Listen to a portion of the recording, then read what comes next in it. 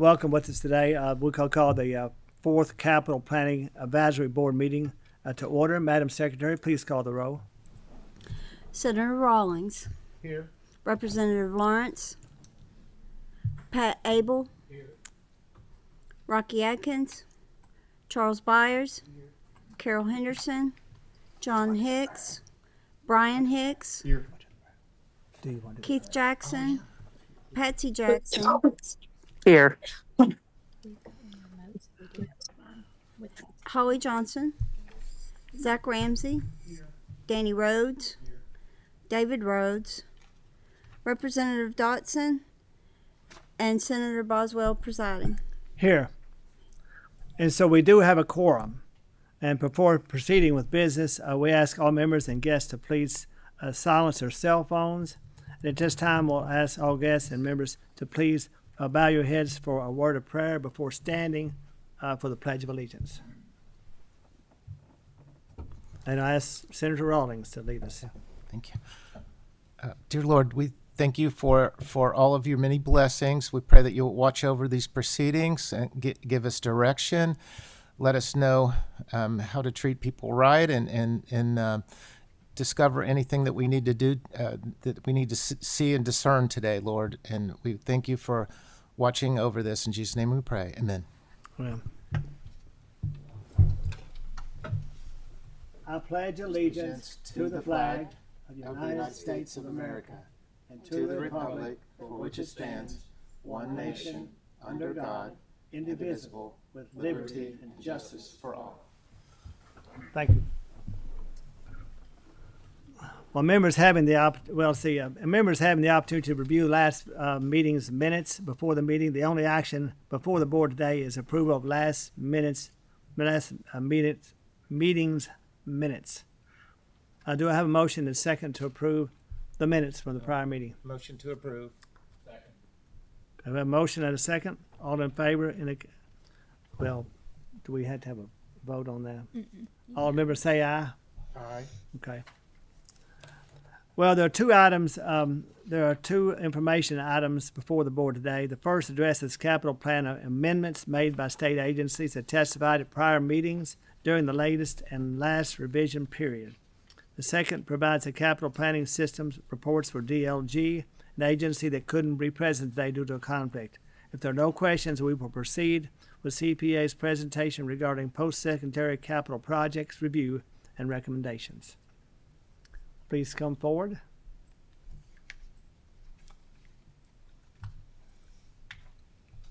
And do we need to be sworn in? That's your preference. They don't have to be. Okay. They just have to identify themselves on the record. Thank you, gentlemen. Please state your name for the record, please. I'm Greg Rush. I'm the Assistant Vice President for Finance, Policy, and Programs with the Council on Post-Secondary Education. Adam Blevins, Associate Director with the Finance Policy and Programs Unit at the Kentucky Council on Post-Secondary Ed. Cody Baumgardner. I'm an advisor for Kentucky Regional Optical Network, which is run by CPE. Proceed with your testimony. Who will go? Y'all have, I'm sure you have it decided. Thank you for the opportunity to come in front of you today. We'll kind of briefly cover the one capital project that the council had from the last budget and give you an update on that. Dr. Baumgardner will take care of that. And then I'll go over some background information related to higher education and the capital request. And then Adam will finish with our recommendations and our report. So Cody. One more. Okay, well, hopefully you can see that some of you may or may not be aware that most states, I believe there's 40 different states, have what they call R&E networks, research and education networks, and these go back a number of decades, and originally it was formed to connect institutions together and to connect institutions to national labs for, as you could say, research and education resources. I've been involved in K-RON for at least 15 years, and you can see in the timeline that where that has kind of grown over time. In terms of the capital expenditures, which I don't remember the exact date when that was there, was prior to my time in this role. The the role of this network has changed considerably over time from something that just connected resources, pools of resources, to something that's now being depended on operationally across higher education, including some academic medical centers and our cooperative extensions. So this change occurred as technology has changed, as things have moved to cloud providers from local data centers, and how as higher education has become more dependent on external services instead of that happening internally. The capital expenditure was really in three different parts. The first was a transition from Windstream. So when I say network, I mean a communications network, and this is distinct from the type of networks like KCNA because of the services that it provides above the network. So you can kind of think of KCNA as the road, and this network are the trucks that can go across the road and the services. So part of this was a transition from Windstream provided roads, underlying networks, connectivity, to one that's been provided by KCNA. So part of that, there were costs related to that transition in terms of equipment and services. The second part of that is the expansion in terms of the capacity. So we doubled the capacity of this network and add redundancy. Initially, it was only through the University through the University of Louisville, and then we added a facility in northern Kentucky. So we've moved these resources from commercial data centers to the universities where we had facilities with KCNA, and then increased that capacity. That what was becoming very important. The second part or the third part of this was expanding initial service offerings related to artificial intelligence, and I'll explain that in a further slide. Next. Well, I'm gonna have a hard time seeing this for sure, but let's see what we have to say. K-RON has been servicing all of the public institutions, I think, for the duration of the network. There used to be other networks that were combined around 2009, I believe.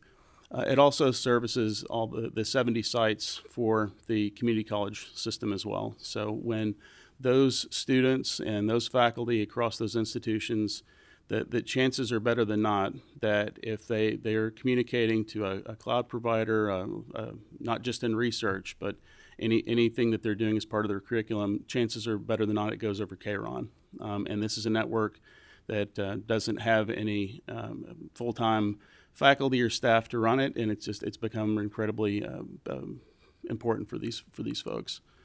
And I can't see what else I wrote, but I think I remember now. Along with just the network communications, there's services that go on top of this. There's something called Internet 2. Now, Internet 1 is all the internet that we're familiar with. Internet 2 is an international consortium of research and education groups that provide these high-speed networks. So at a fraction of the cost of commercial internet, the vast majority of the internet, commercial and research, can be accessed over this network, as I said, for a fraction of the cost. Oh, here we go. Thank you. The other piece of that is the Cloud Connect. So now I know a lot of things across both the state and certainly higher education have been moved to commercial cloud providers. This is the vehicle that we can get contractual obligations for the type of connectivity that we would get between, say, the University of Kentucky and Amazon or Azure. This is all flows through Internet 2. There's in common called Federated Identity Services. So if I have a shared project with another institution, it could be within the state or outside of the state, we can use their authentication. I can authenticate people from the state to use these resources, so it's a matter of security. And finally, Ed Jerome is another big one here. If I'm in another institution or another country, I can get connectivity back to my home institution, and this is part of Internet 2 services. Next slide. One thing that we've done that's, I think we're not one of the first not the first, we are one of the first in the country, is to try to address some imbalances in the availability of internet inferencing services. So I'm not internet, AI. So what this means is that it can mean a lot of things in terms of AI, but specifically here we're talking about large language models. And what these models are developed by sometimes by countries, sometimes by companies, and then they're made available to the public for public review. So this is a little different than if you go for a commercial provider and you're talking on a chat session and you're going to some other company and you don't know where it's going and you don't know what they're doing with your data. These are models that are run locally, and we know exactly what's in. It's local models. What we had found is that nationally and internationally, especially in research, there's lots of resources to build and train models, and there's almost no place to run them, and certainly not any locations, even at our R1 universities, to run them at a capacity you can do and evaluate things. So unlike previous work in informatics, these things need to be online. I can't qualitatively do an assessment of a certain type of project or model unless that's something that is available to folks. We found is this is incredibly expensive to do and a one-off. So part of the drivers are the privacy of knowing where the data is going. And these devices are actually housed in COT, so based on Senate Bill 4, even though the universities are excluded, that it's still at least in physical line with what would need to happen there. And like I said, the other is privacy, is that we know exactly where the network is going. Next slide. So the value of these expenditures is pretty easy to explain. Without KRON, each individual institution would be on their own to connect to these networks and services. So probably 80-90% of the locations that they're trying to go to would have to go over commercial providers, and it would be extremely expensive.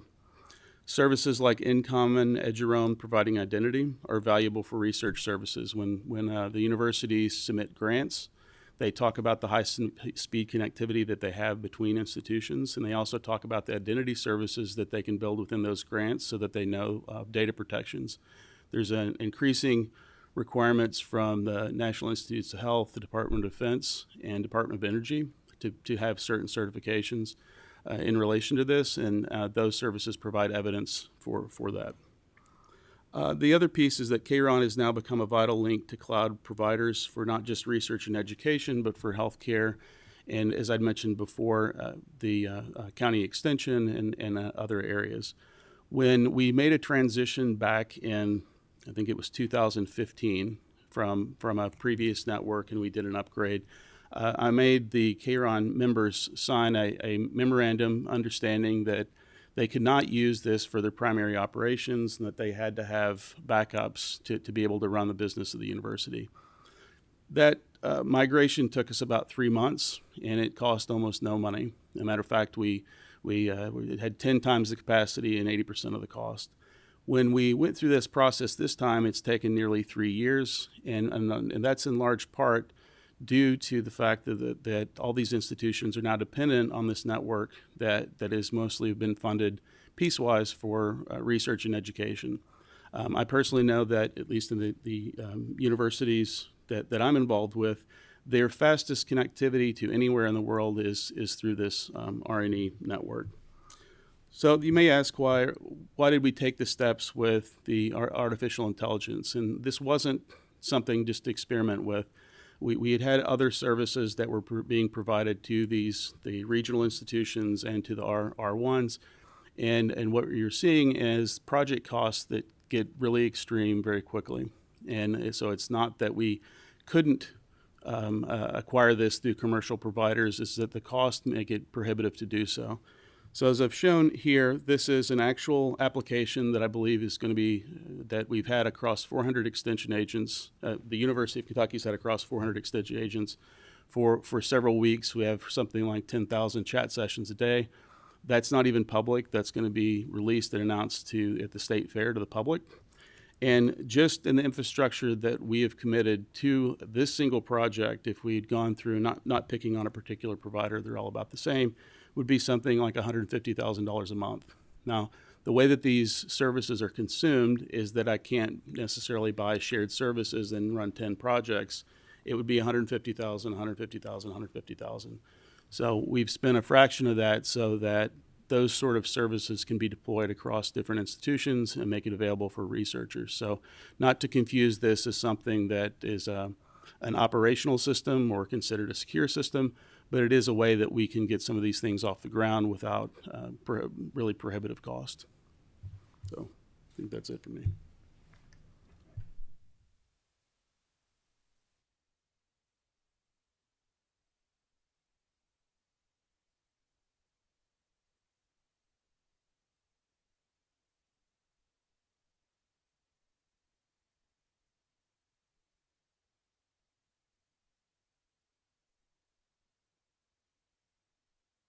Of education.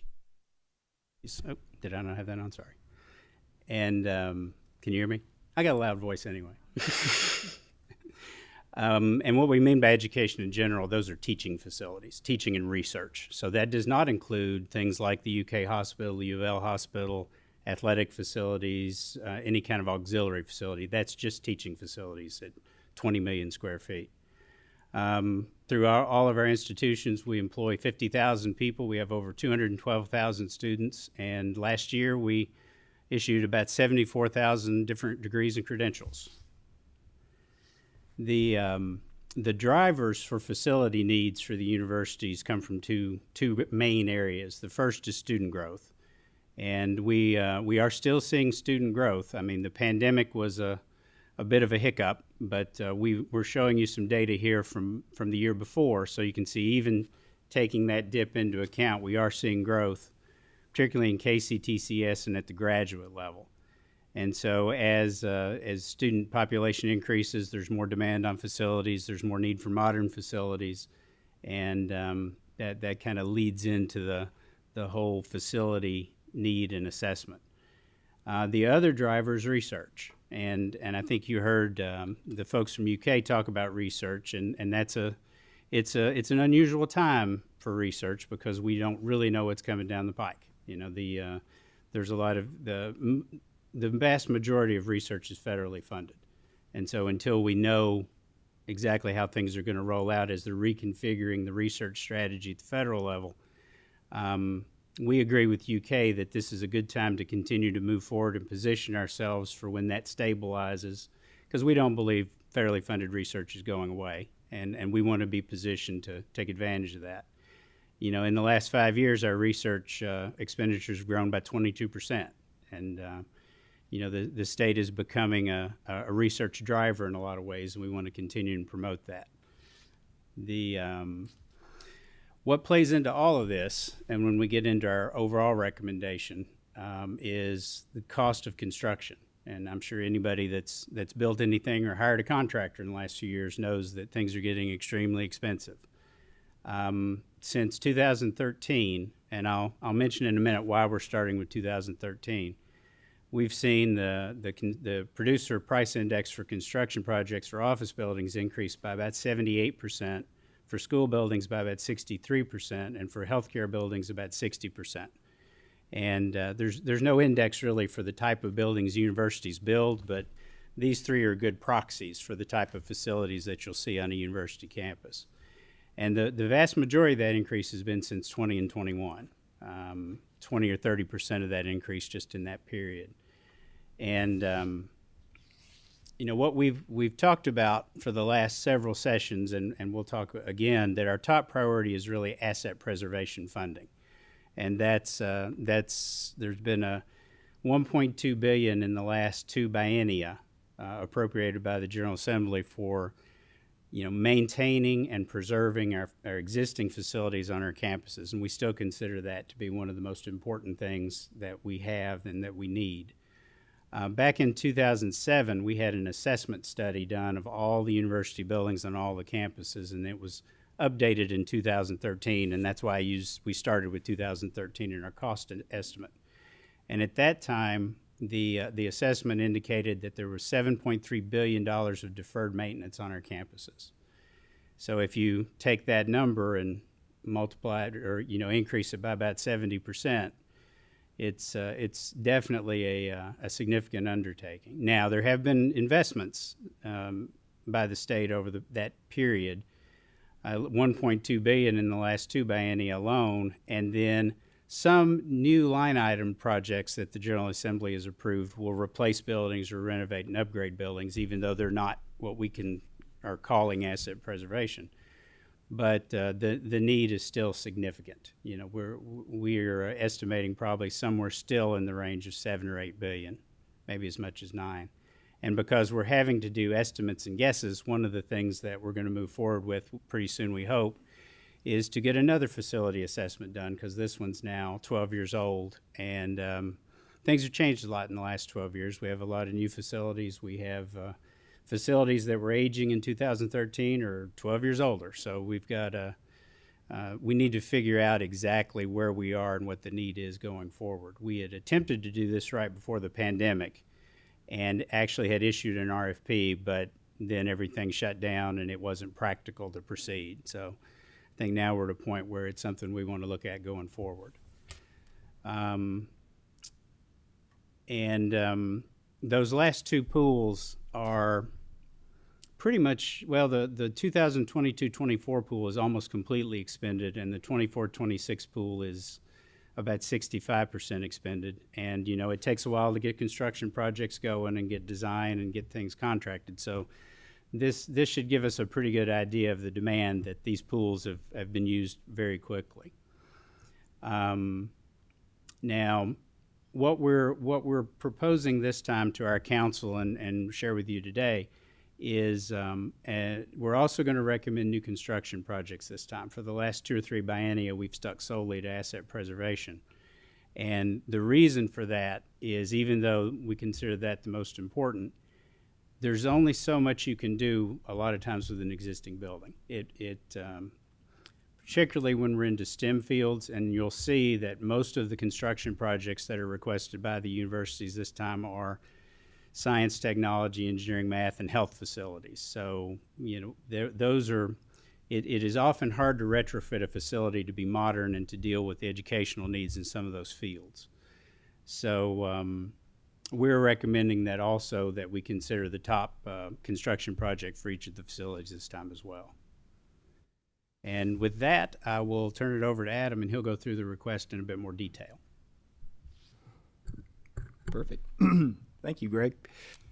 So we'll open up just talking a little bit about or giving you a brief overview, I should say, of the capital request process. So this really began, as it does every budget cycle, back in the spring, where we initially go back through the prior biennium, look at what that request was, request amounts, to really get a basis for the conversations we continue to have throughout the summer.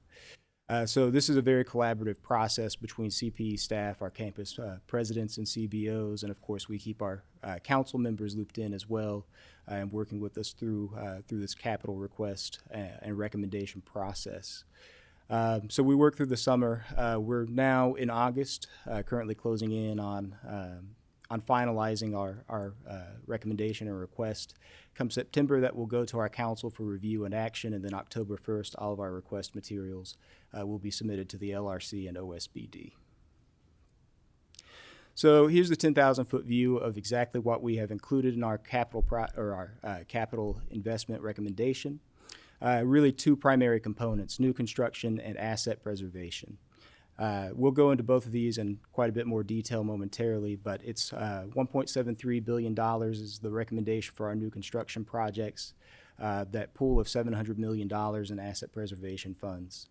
We do not plan to recommend any IT projects or equipment. We'll go into that in a bit more depth as well, but overall our recommendation is for $2.4 billion in capital investment for the upcoming 2026-28 biennium. Next. And so we're going to start, like Greg said, our highest priority for this recommendation is asset preservation. That's where we're going to start here. The recommendation we have is for $700 million in bond funds to finance the renovation and renewal of facilities at our post-secondary institutions. So if that is authorized, it'll be another major step toward addressing that $7.3 billion funding need that Greg was also discussing just a moment ago. We do not plan to include in that recommendation a match for this asset preservation pool, primarily to give institutions the ability to really utilize these funds without exhausting their institutional resources, particularly as inflationary pressures kind of make construction projects a little more costly. Next slide, Greg. And so in terms of the allocation method, we plan to recommend the same allocation methodology be applied to this biennium as it was for the last biennium, which is essentially based on each institution's share of total Category 1 and Category 2 square footage.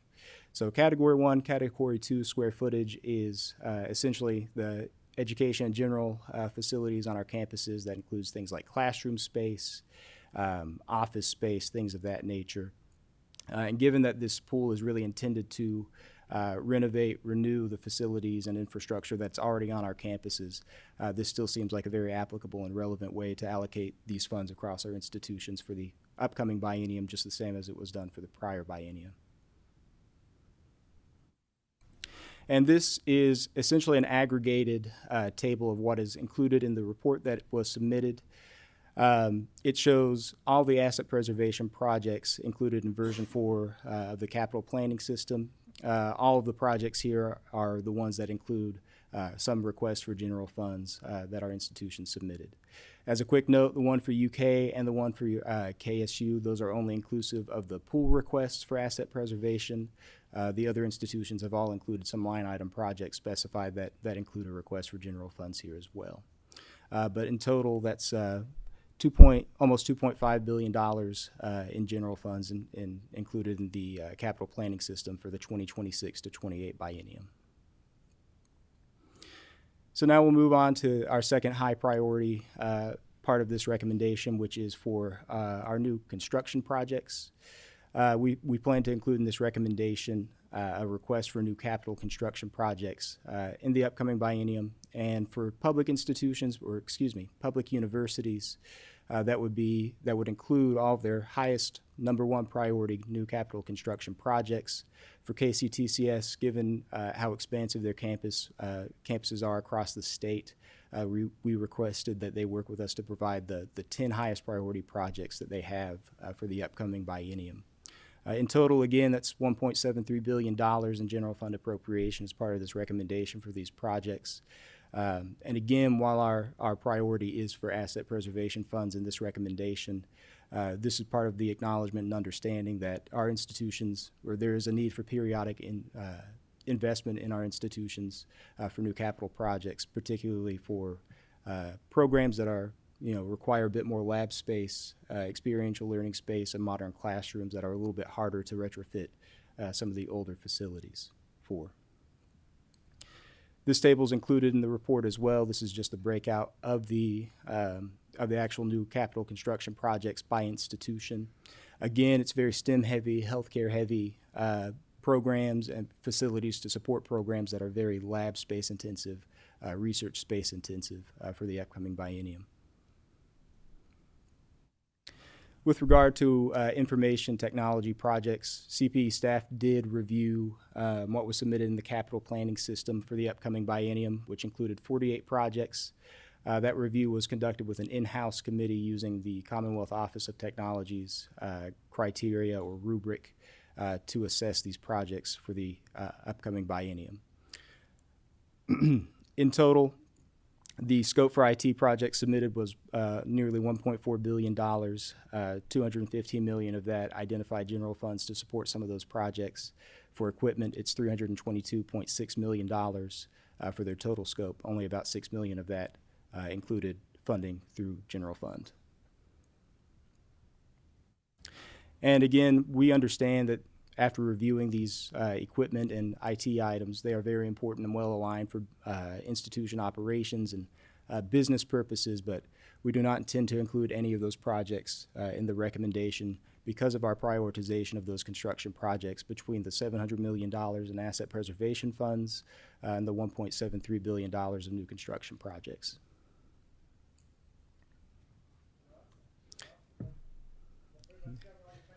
That does. That's all we have, so thank you. I'll ask at this time if any members have any questions. I had a question, but I think you pretty much answered it. It was that that you have a lot of foundation and trust money, other things that some of the universities that are going to be actually providing a lot of funds to accomplish these goals, but then the state is being asked to supplement that essentially. Really, it's not applying maybe to KCTS and others, but maybe some of the larger universities. Senator Rawlings? On the asset preservation chart, my university is NKU, 200 million. It's a little bit on the lower end. Can you give some perspective or clarity on how that's determined? And, you know, I would think on new projects would vary widely, but asset preservation, I would think to see about the same amounts at each university. So how's that determined? Well, the facility footprint at each campus is quite a bit different, and the ages vary dramatically, and that plays into it some. We're going off what the universities have requested and prioritized, and at some point they stop adding to the list. You know what I mean? Once they get a number that is probably well beyond what would be reasonable to fund, and I think different schools stop at different levels. You know, I think Northern's allocation last time of the 700 million was probably around. You got that with you? I sure do.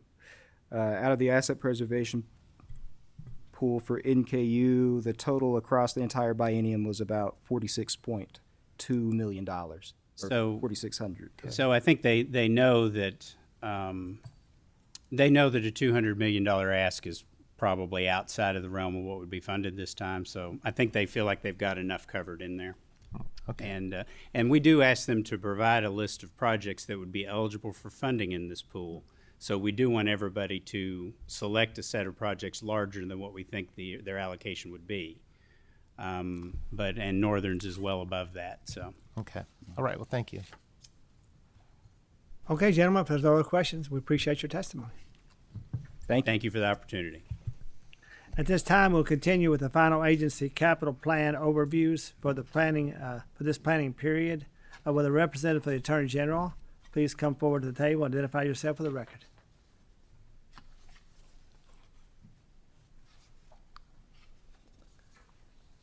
And we all know who this guy is, but we'll make it official. Good afternoon, Mr. Chair, members of the board. Will Schroeder, Senior Counsel for Attorney General Russell Coleman. Certainly appreciate the invitation to be here today. I'll start by giving you a little bit of background and take you back to the 2020 session. House Bill 352 allocated $2 million to the Office of the Attorney General for a number of technology needs that we had. At that time, the office basically was operating off Excel, operating off just, written documents, some legacy systems. And as a result of that, we were calling COT just about every day, asking for help with those legacy systems that were continuing to break down. Also had, as you can imagine, a lot of concerns about security for these features. Thankfully, the General Assembly's allocation got the ball rolling to get our office up to speed, to be on par with the state's, top law firms. And the project was launched. The Finance Cabinet issued an RFP for an electronic case management system, awarding statewide master agreements to 2 different vendors. Ultimately, in March of 2022, the office selected Thomson Reuters HiQ for a customized office-wide solution tailored to our different divisions' needs within the office. The project leadership was made up of selected 2 members of the Office of the Attorney General who were agency project managers, and then as well as COT had a project manager and subject matter expert. As of today, we're 80% complete with all of the design and implementation. Many areas are now migrating the data from the old systems, and the new tools include things that you would expect: customized dashboards, data analytics that have helped our office with operational oversight. 1.5 million of the original capital project funding has been spent to date, And our additional request today is for $600,000 to expand customization and implementation to new offices that weren't originally factored in back in 2020. To give you some perspective, and the 2023 session, under Senate Bill 48, the Office of Child Support was sent to the Attorney General, as well as Office of Administrative Hearings and a newly created Kentucky Office of Regulatory Relief. So those three in the 2023 session. And then more recently in the 2024 session, the Body Armor Program and a Consumer Data Privacy Act created a new office, Consumer Data Privacy, under the Attorney General's office. So these 5 different offices were not considered in that 2020 bill in allocation. And so the $600,000 we were asking for would cover what we believe would be necessary to get these offices up to speed under high Q. Certainly open to any questions. Thank you. Will, anybody have any questions? Seeing none, we appreciate your testimony. Thank you. Thank you for your time. And next, we have Court of Justice. Yes, that's right.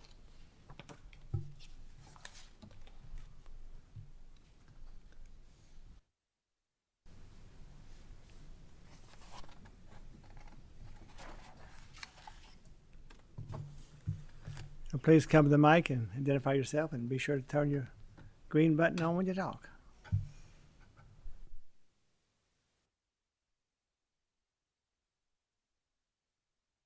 Afternoon. To the members of the board and chair, appreciate the opportunity to come and present for the first time today, and also be part of this board going forward. I'm Zach Ramsey. I'm the director of the Administrative Office of the Courts, joined AOC at the end of last year. We're happy to be here today to present on our judicial branch capital projects for the next biennium, and I have Danny Rhodes with me, our executive director of facilities management, who's going to take us through the plan that was submitted. Again, thank you for the opportunity to come before you today. Just to give you a background on the capital construction projects for the judicial branch of new judicial centers and courthouse renovations throughout the state of Kentucky. These are financed through local government bonds. These are not general fund bonds. Appropriations are included in the judicial branch budget bill for use allowance, an annual use allowance that the General Assembly would authorize that use allowance, and the funding for that would be appropriated in a future biennia. So that those use allowance authorizations would go to fund a bond issuance that we generally set at 20 years for judicial center projects. So, once the project is authorized, then that's when we start the design and construction of those buildings. And then the use allowance payment would pay for that bond on an annual basis. Some of the projects that we are requesting in this biennium through for authorization through local government bonds, Spencer County. We currently have multiple facilities that we operate out of in Spencer County. We have an annex and a courthouse that's a shared facility with the county government. What we are requesting in Spencer County is a replacement of that current courthouse and annex to get everybody in one facility so that we're not operating for security purposes, for functionality purposes, out of multiple buildings within that county. The current age of the courthouse in Spencer County is it was constructed in 1915. There has been renovations and additions to that building, but again, most of those spaces that were renovated and the additions were for county government use. So we are operating our circuit court and family court out of the historic 1915 courthouse. So this authorization would be for a 25,100 square foot additional space for the judicial center with a maximum use allowance or debt service payment on that facility, annual use allowance of $3,231,000. The second project that we are requesting for judicial center authorization is in Lincoln County. Currently in Lincoln County, we do have a judicial center there that is on the main street of that facility. But over the past few years, we have had a considerable health safety issues with that facility because of what has been determined a natural spring that runs under that building that has caused a lot of fungal growth within the building, as well as settlement of the structure itself. So we are asking in this biennium for authorization to construct a 30,000 square foot facility in Lincoln County with a maximum annual debt service payment of $3,844,000. And the third judicial center that we are asking for authorization in this biennium is the Boyle County, for a Boyle County Judicial Center. That current facility that we're operating court operations out of was constructed in 1862.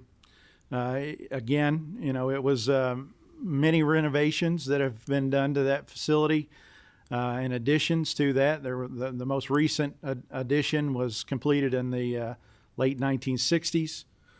But that facility is currently, there's major structural issues in that facility. The historic portion of that is hand-hewn timbers that create the trusses. That has, through a structural study that we've had conducted, the county had conducted on that, that it has been determined that whole roof needs to come off. All of those trusses need to come off. The bell tower and clock tower needs to come off. Then the Court of Justice, that is a mixed-use facility, the Court of Justice operates on the second floor. So that would expose, our staff, for, the foreseeable future. We don't have yet determined how long that project would take for replacement to, safety concerns as well as, environmental concerns as they work through that project.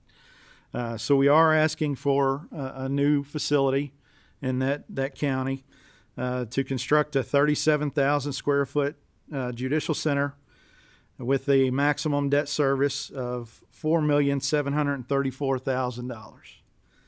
And that would be, again, an annual debt service on that project.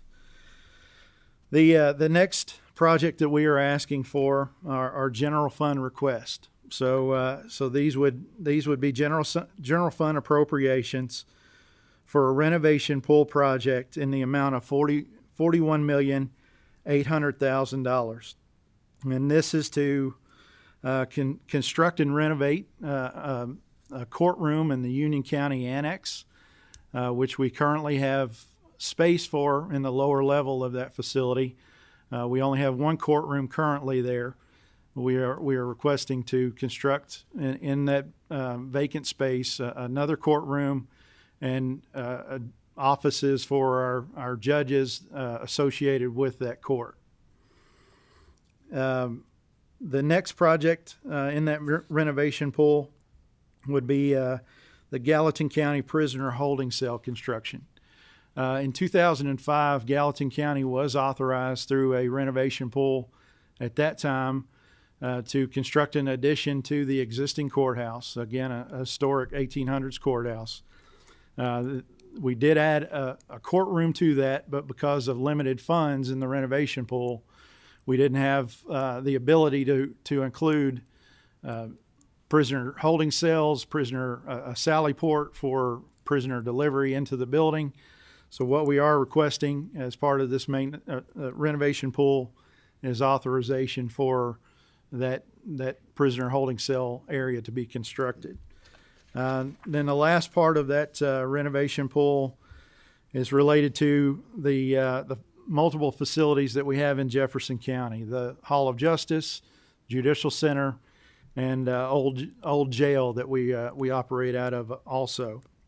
And this is for a elevator replacement project, HVAC, equipment replacement and upgrades, roof replacements on all of these facilities, and then lighting upgrades in those facilities. And it's a substantial project because of the amount of square foot that the footprint that those buildings occupy in Jefferson County.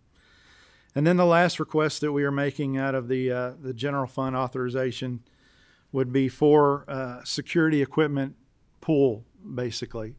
So we've got multiple facilities throughout the state of Kentucky that have aging security equipment that need to be upgraded. Just as any technology, new equipment and technology increases, but we are asking for to be considered through all 120 counties throughout the state. $3 million request for this biennium to handle some of those increases or upgrades that we have to our security systems. So, and I'll take any questions at this time that y'all may have. Okay, thank you for testifying. I have one question, but I'll first ask the members first. Senator Rawlings. Could you tell me a little bit more about Lincoln County? My wife's from Lincoln County, and I think she worked in that building at one time for a short period of time. Do you have property purchased? How does that work? Where you would locate, or would you tear it down and rebuild there? We don't. So with our judicial center authorizations, when those are authorized, we do develop a program of square footage needs, and that includes all of the space needs that we have for all levels of our court, circuit, district, family court, the circuit court clerk, all of our statewide offices, specialty courts, juvenile services and pretrial, security, and all of those functions that go along with the judicial centers. But when these projects are authorized, that's when we start what's called a project development board. At that time, that project development board will meet. They'll consider properties. We do estimate what the property purchase may be on these projects, but we don't have land selected or authorized at this point. So, do you normally, I guess it depends on the case, but continue in the courthouse until the other one is built? If it's feasible to do so. If we are doing, a tear down or, raising the existing building, we may look at, alternate location, or even if we're doing a renovation in addition to the existing building, many times we'll look at an alternate location to hold court. So. Okay, but this is in a state of real concern or danger. It is. We've had structural assessments done and also health and safety assessments done on the air quality within the facility, the HVAC current condition of the HVAC system, which is in major state of disrepair. Yeah. So. Okay, thank you. So my question to you, sir, is that do you operate on a list? So like I'm from Davis County. We have a courthouse that has in a lot of ways used up its usefulness, and it's obsolete in a lot of ways, especially regarding to safety and health and regarding to transportation of inmates and other things. And so are you operating on a list that you're essentially taking care of the top 1, 2, 3, and then the rest of the courthouses around the state are moved up? Because I know, for example, I think 2 years ago, Davis County was like 34th on the list. So does that mean everything else moves up when you take these off, or how does that work? It does. We do have an a list of assessed courthouses that we have starting in 2020. We did assessments on 35 courthouses at that time, 37 courthouses. At that point, we did establish a ranking list of, based on the condition of those facilities and, the space needs, the structural needs of the building, the age of the buildings, things like that. At that point, we did develop a ranking list. Spencer County is at the top of those ranking lists, but because of the concerns that we have in Lincoln and Boyle County, we have elevated those, on our capital plan. So. Yeah, what's the frequency of that assessment? Sometimes things come up in between if you're assessing every couple of years, like the situation in Boyle County. Was it more of an urgent one, and then the mold in Lincoln Yes. County? Some things present in between those rankings, and that causes some shifting there in the moment. I haven't looked. We have that. Yeah, I can get that for you. Yes. Thank you. Thank you.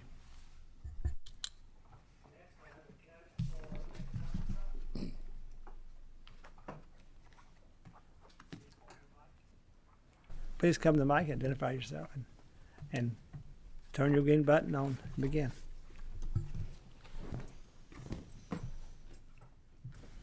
Good afternoon. I'm Shana McDonald. I'm with the Cabinet for Economic Development, and I'm the Chief Financial Administrative Officer. And, the Cabinet's capital plan request totals $72 million for the next biennium, consisting of $24 million for each of the 3 programs. Those programs being the Economic Development Fund, or the EDF Fund, which underwrites costs associated with locating or expanding facilities in Kentucky. And the communities will receive grants for infrastructure improvements. Infrastructure in place equals projects can move more quickly. The high-tech construction investment pool, the high-tech firms fuel economic development and the emerging economy, used to build and promote innovative, driven, and research-intensive industries in Kentucky. Forgivable loans would be used for this fund to fund initiatives for human and health development, bioscience, information technology and communication, environmental and energy technologies, materials and science, and advanced manufacturing. Third program being the KETFA loan pools, which offers low interest loans to help underwrite the costs associated with, again, locating a new facility or expanding an existing facility in Kentucky to attract new businesses and provide assistance to existing businesses. And over the life of these programs, many Kentucky companies have received funding assistance to locate a new facility or expand an existing facility in Kentucky. And the future of each of these programs is critical to continue the success of attracting new businesses to Kentucky, as well as expansions of our existing operations in Kentucky. Other states have privatized funds and large pools of cash available for projects, and sometimes we need to prove that we have access to those funds to just be considered at the beginning stages of the project. And additionally, other states are very competitive and will speak negatively about Kentucky if we don't have cash programs available. We need to have the flexibility to work with these potential projects to develop a more the most efficient incentive package necessary to win projects for Kentucky.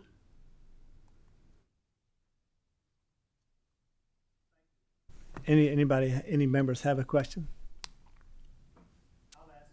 Sure. For me, the most important thing is for finding areas of the state that are impoverished or where we have really high unemployment. And so I've assumed that you guys are trying to concentrate. That's what I would recommend. We have areas where big companies come in and they're actually cannibalizing other businesses because there are not enough people. Yes, we have a large focus on our rural communities, and actually with our budget request this year, we have some additional budget requests that we're hoping to really drive the rural communities up. That's what we need, because the people live in rural communities, they want to stay there, and they need to stay there for the benefit of our whole state. So thank you for that. That's good. That's good. Thank you. So our last, I think we have one more. We have the Kentucky Public Pensions Authority.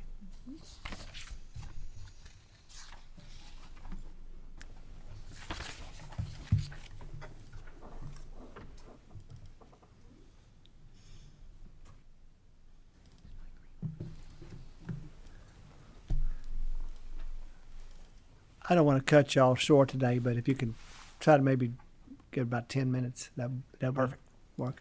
Thank you. can do it.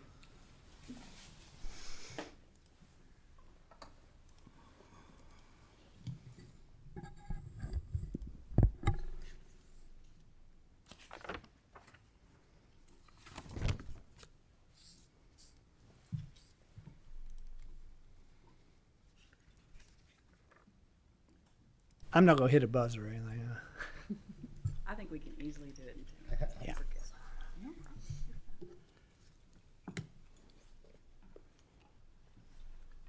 Okay, so can you all see this? Do you guys have it anyway? Okay, if you guys have it, we're good. Quit sharing. Nope. No, I'm not sure what to do.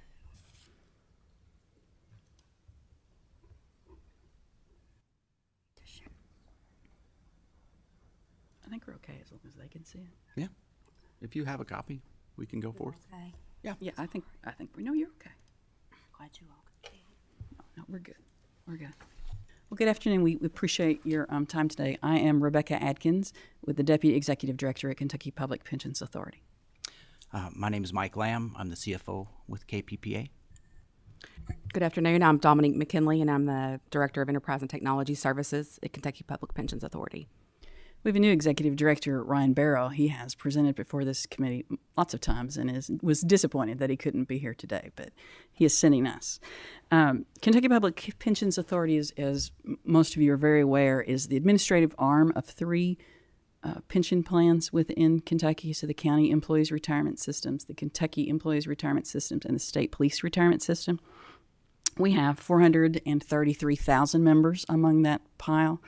128,000 retirees, and those retirees, about 94% of them will remain in the state in their retired years, and they get about $2.2 billion to pour back into the Commonwealth.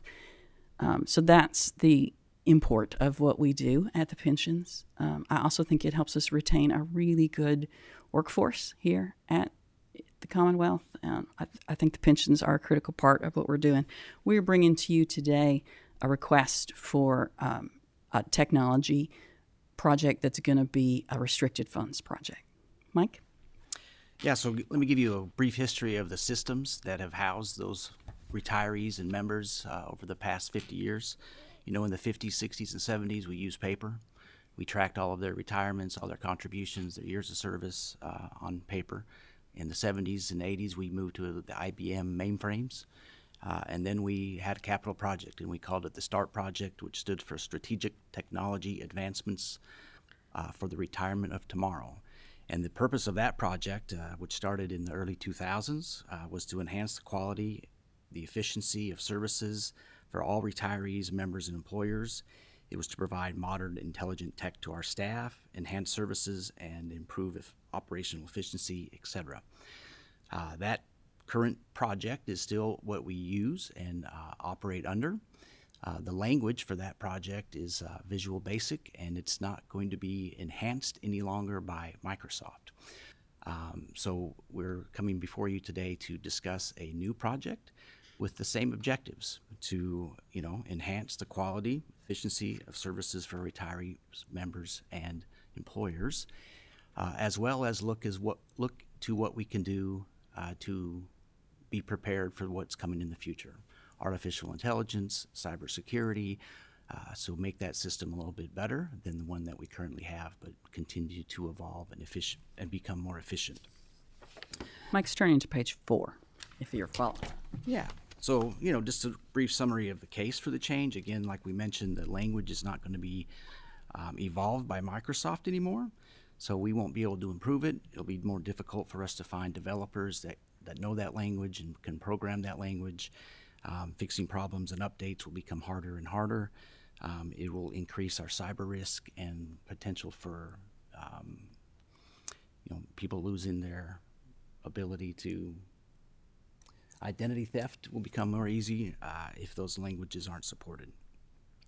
So we can't rely on the same foundation. We're looking to build a new foundation, and the way we've done that is put 3 phases together.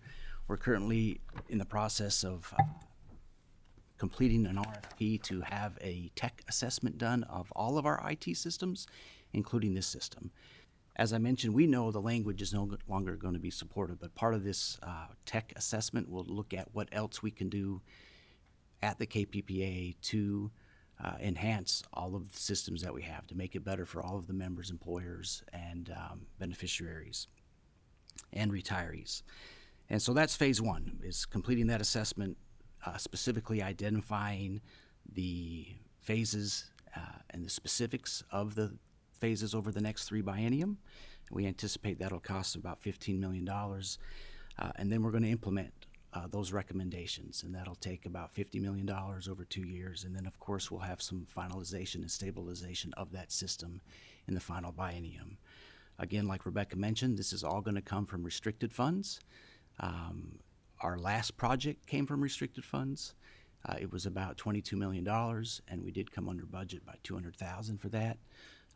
As you saw on some of the earlier slides, the increase of costs are also higher in the technology world, so you can't build a $20 million system anymore. You got to look for a little bit more than that, and that's what we're here asking for today. And on the last slide, it's just a repeat of conclusion of some of the things there. This is definitely necessary for us to maintain what we're doing, and then it's strategic for us to look to the future to make us more stable, more flexible, more adaptable, etc. It will continue to support the 430,000 plus members that we have in our systems and across all 120 counties. So thank you for your time today. Well, thank you for your presentation. You certainly have a monumental task because technology is changing so quickly, especially with the advancement of AI, which we know is like coming for, it's going to be a huge revolution for our entire country. So good luck with that, trying to find the right thing that will keep you somewhat modern. Anybody have any questions? I'll follow up on that. Senator Rawlings. Would you specify what you see as the cost of this is incorporating AI or implementing AI? Is this part of the estimate? Yes, so part of that tech study will identify what types of AI that's coming down that we can utilize to make it easier for our members. There's a self-service portal where they can log in now and estimate their retirement benefits. We hope to incorporate AI into those modules, and with a modern system, it would be easier for us to do that. We see AI hitting KPPA first in making our employees better. So we're looking at, for example, right now we're looking at a call center upgrade that might allow us to, we spend about 11,000 personnel hours a year recording what we said after the call. And so we're looking at AI solutions that would record the call and summarize the call. Well, it's not been super successful yet, but obviously it has to work well. There are also options that could prompt the person on the phone, the counselor on the phone, hey, you didn't talk about this. I hear you. This AI can hear them talking about X. We think maybe you should mention Y and Z to make them provide reminders to make our counselors more accurate and more quickly run through the issues. So that's kind of the areas we're looking for AI, is to make our in-house staff more efficient, more less errors, and that's where we're looking, as opposed to answering questions directly for our members. Okay. May I follow up? Mr. Can I Chairman? add to that? Yes, you may. I was just going to say, as far as the RFP was concerned for the technical assessment, we were very specific to include that the vendor would address any AI recommendations. So we called out pension-specific requests and artificial intelligence because we know that that's fast approaching. So, that would be part of the cost associated with this implementation based on the recommendations from the technical assessment. It's what we're anticipating. Okay. What part of the 75 million is, now I forget the term you used, the plan or the study? Just how do you break that $75 million down? The, Go ahead. the technology assessment we're doing, the board approved that in the current year's budget, so it's not part of this plan. Okay. That assessment will help us really drive what we are going to do, what we're not going to chase, what the options are. We really are at the very beginning. We understand that we gave you a pretty vague plan. We've talked to some experts and talked to a lot of other pension systems about what we anticipate this amount to be, but this is our best guess at the moment. We just didn't want to surprise you later with something big that we could really spell out without telling you now that we think something's coming. So, Okay, thank you. Okay, well, thank you for your presentation. If there are no other questions, appreciate it. thank you very much. Well, we have board discussion of planning issues. The board staff is preparing detailed project lists and instructions for board members to select their final capital project recommendations. We ask that all project recommendations be shared with the board staff by Wednesday, September 13th. If it's the pleasure of the chairman, and if there's no objection from the members of the committee, I think we can do a brief summary by Liz, and we can probably avoid having a meeting on the next month. Anybody have any thoughts about that? I concur. Okay, so I don't know that we have to have a vote unless there's anybody opposed to it. So, but I'll turn it over to Liz then. Perfect. All right. So behind your meeting packet with the tabs, you should have another document that has 2026-2032 statewide capital improvements plan proposed content. And this is just about 16 pages. And basically, the first page of this gives a good overview of what all is contained therein. But of course, the 6-year capital improvement plan is statutorily due by November 1st. So our goal here is give you all what was in the prior plan. This is what was delivered in 2023. And then we can discuss today, or you guys can email me at any time if you would like to consider any changes to the content, or if you'd like me to research any topics, I can do that. But I'll just kind of run through the document as it is, and feel free to stop me or pause if you have any questions or would like to discuss. If any members have any questions, just raise your hand and I'll stop. Great. So to begin, the summary, we do have about 1,863 projects submitted to the capital planning system in this planning process, and that was an increase from 1,543 in the last plan. We generally do see increases every planning period, so that's not abnormal, although I will say the dollar amount has significantly increased. The last planning period for the 6 years, we had $55.2 billion from all fund sources, and now we have $101.3.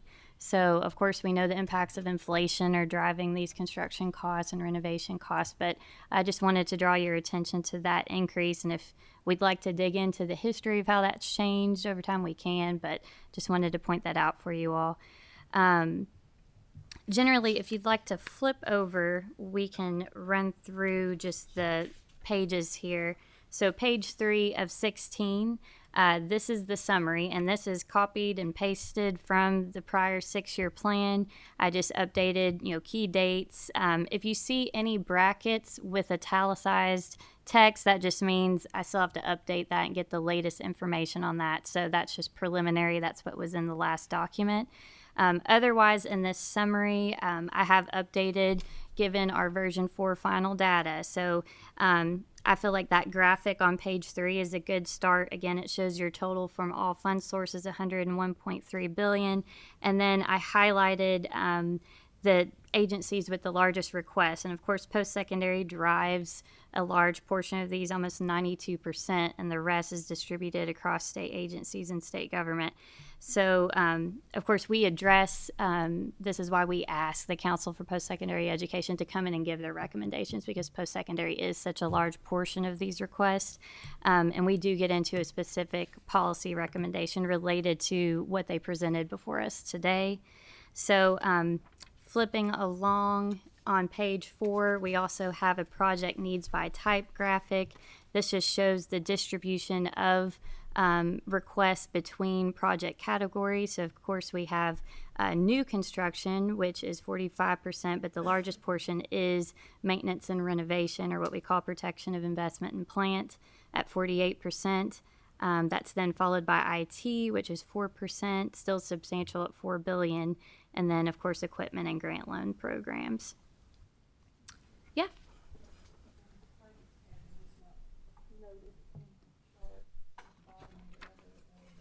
On page 3. Yes. Yes, I think that was one I was needing to update because it was previously in the pie chart. So yeah, I'll be sure to note that that is part of the other government agencies. Thank you for that note. All right, and if there are no further questions on the summary portion, of course, I'm going to send this to you all via email. So if you look through and you see anything else, this is definitely the time to let me know and we'll update the draft. So moving along to page 5. Now these are your specific policy recommendations. There are 3, and the first of which is addressed on page 6. This is your Budget Reserve Trust Fund recommendation.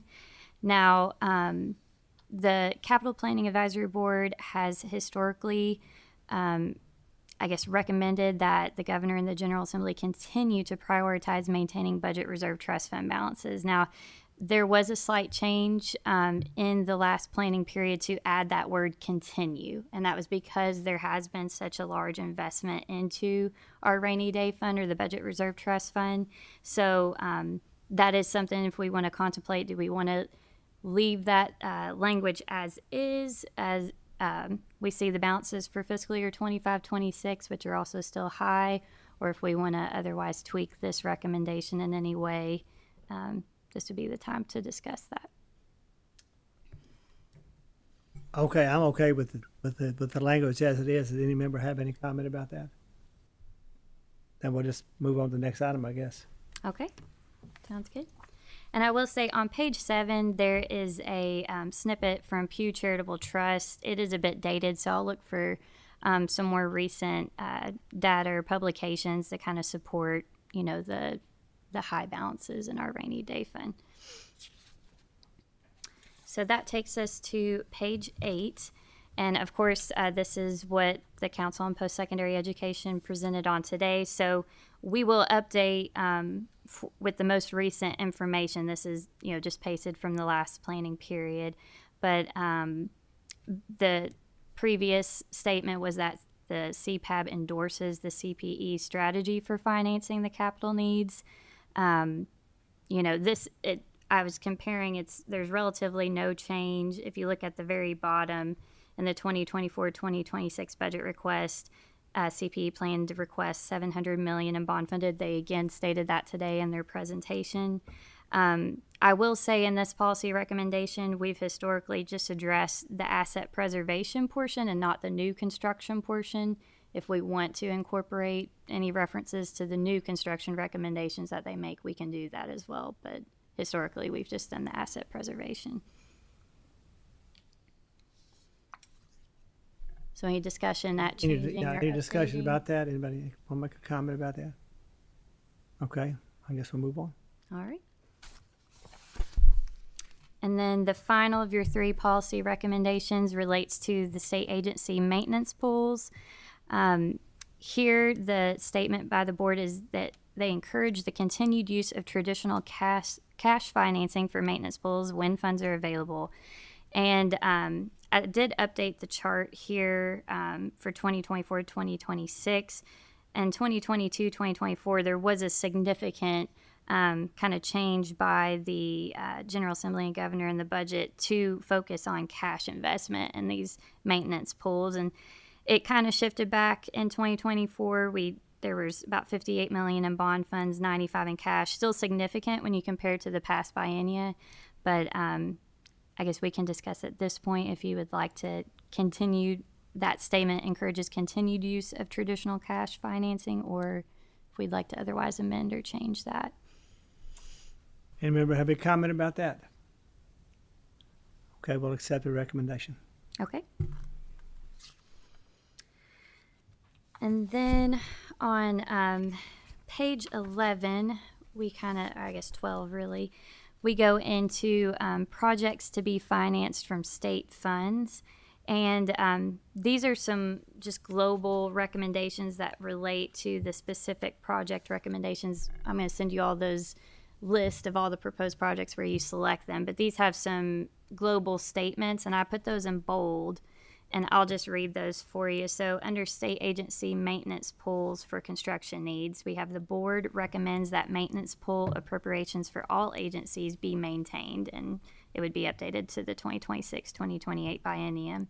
And that kind of corresponds with your previous one. So if we're good, would we like to continue that recommendation as well? I think most of these things are in kind of accordance with what we've talked about already, so, yeah. Okay, great. And then the next one, the board also recommends that funds be provided as appropriate for equipment and systems maintenance pools. And then the board further recommends that funding be appropriated regularly to allow agencies to establish and adhere to equipment replacement schedules so that replacement and upgrade needs can be addressed periodically rather than accumulating. Okay, no comment? Sounds good. Good. All right. All right, and then on page 13, we do have a statement about long-range plan for housing state agencies. So we had the board commends the Department for Facilities and Support Services on its continuing progress toward implementing the plan developed in response to KRS 42425 to reduce the amount of space leased to house state agencies in Franklin County. The board requests that the department continue to address reducing the amount of space leased by state government and other locations around the state. Definitely on board there. All right. Okay. And then grant and loan programs, the board urges decision makers to carefully analyze existing fund balances carry forwards before authorizing additional appropriations for these programs. Okay. Sounds good. Good deal. All right, and then page 14, as I mentioned previously, this will be subject to whatever you guys share in these when you send me your specific project recommendations in the project list. And then the final section that we have on page 15 and 16, this is just projects to be financed from other than state funds, so pretty much everything other than your fund. We have some statements regarding those funds and what the board prefers. So the board recommends that in authorizing projects to be financed 100% from funds other than general fund, a high priority should be assigned to projects to address life safety and deferred maintenance need for which state funds are not provided. In addition, the board recommends that in authorizing projects to be financed 100% from funds other than state funds, the following factors should be taken into account.